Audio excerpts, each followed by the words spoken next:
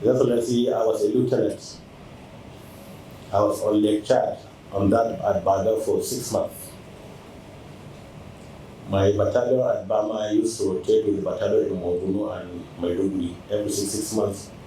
We occupied Lake Chad, part of Nigeria, for 6 months. I was a lieutenant, I was an operations officer. And I have my maps. I want to tell you, on the Lake Chad that time, we had 36 islands under Nigeria's border, in our border. We occupied 16 of them. The biggest was Kinnasara. I won't forget that because I was a young officer and I operated on that lake for 6 months. And we controlled that part of Nigeria effectively well as a battalion. Now I don't know why we cannot occupy the whole of Lake Chad. And why we can't occupy the whole of Sambisa Forest. If we want peace, we have to dominate these areas.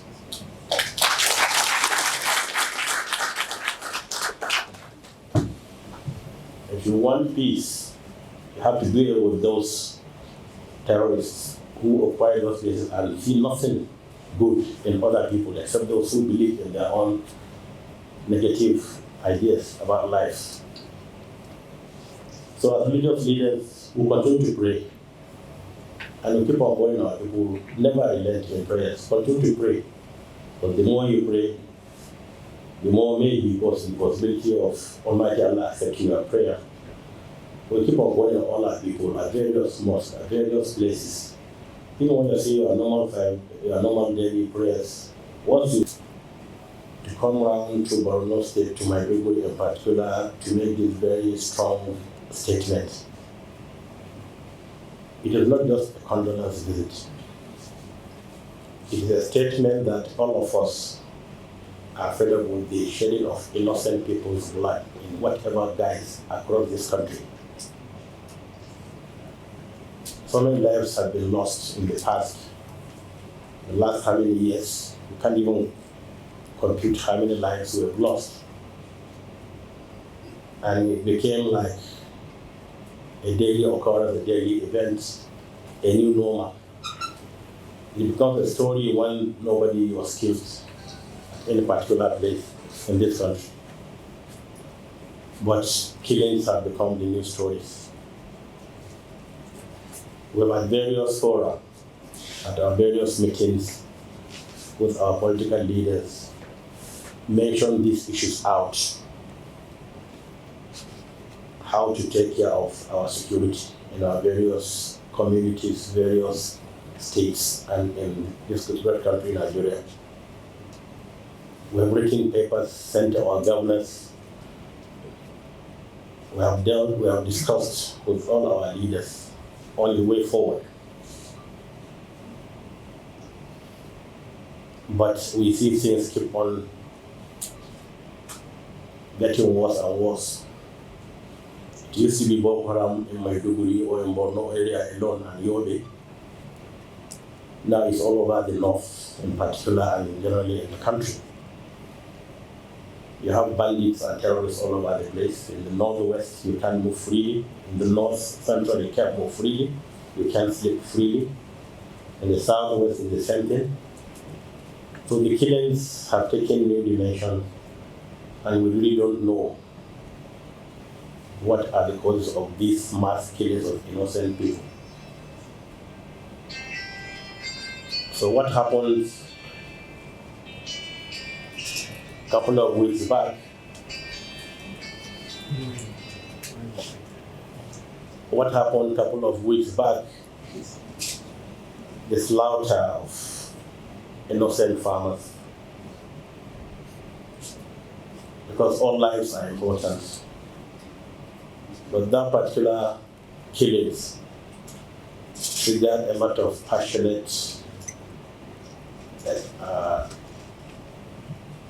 experiences being given out, being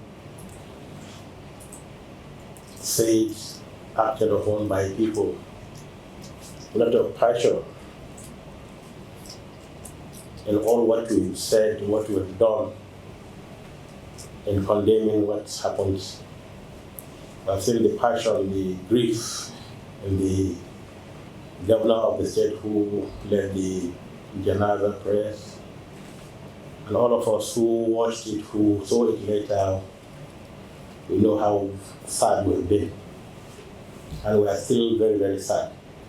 Very, very sad, because we don't believe any human life should be taken in that manner. And as religious leaders, we know the sanctity of life. And only Almighty Allah who gives life can take life the way He wants. Therefore, we decided to come together as council, traditional rulers, to make this statement to all and sundry, not only to the governor of Borno State, but to all our governors. Please, let's rise up to the occasion, see how we can come together and fight this menace of shedding innocent people's blood. It's a very, very serious thing. And we believe that's what's retarding our progress, because there's no way you keep on killing innocent people and then Almighty Allah will be pleased with you. And we want to show the world, yes, we are our brother's keepers.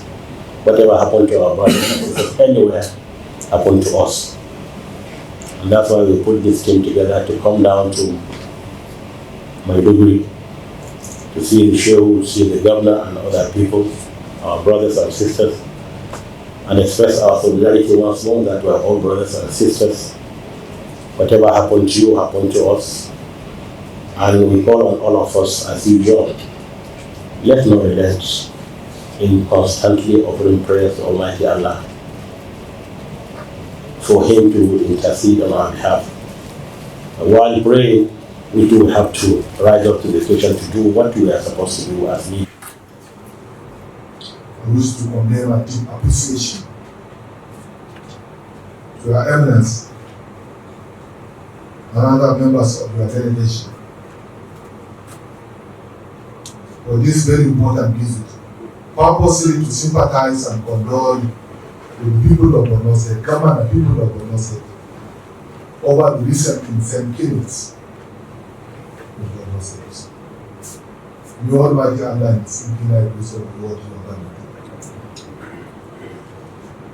Indeed, we are so much happy, so much grateful to see you here.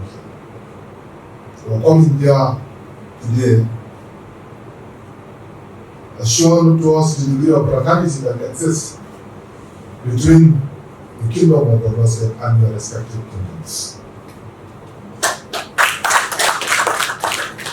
We acknowledge your tremendous support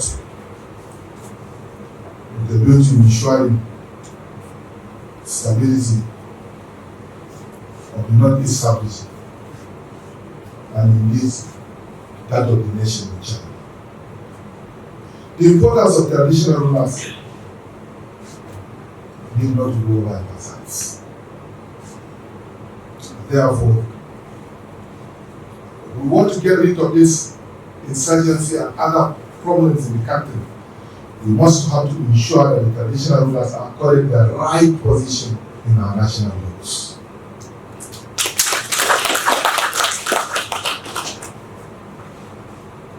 Before then, the situation wasn't like this, because the traditional rulers were given the desired opportunity to contribute their quota to the development of our own society.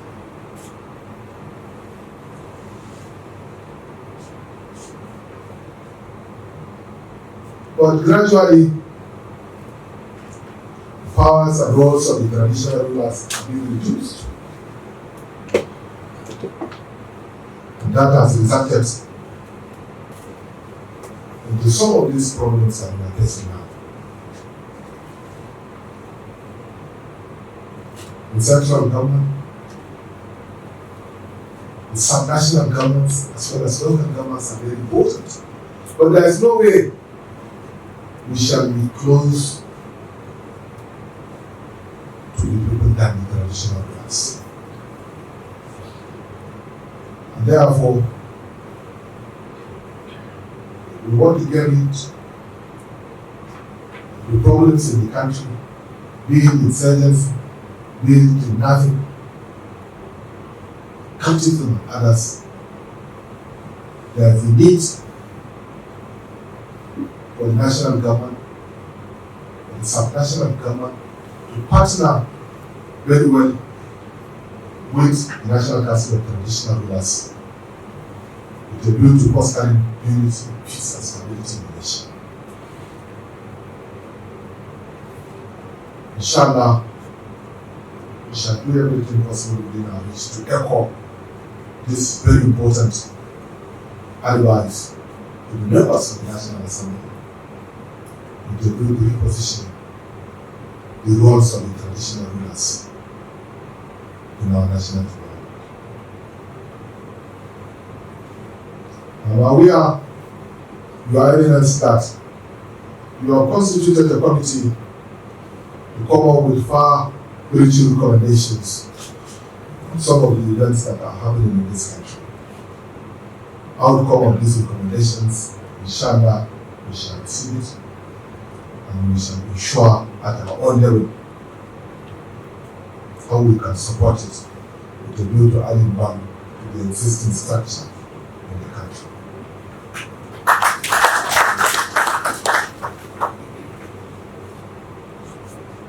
One of our greatest problems is that of means of livelihood.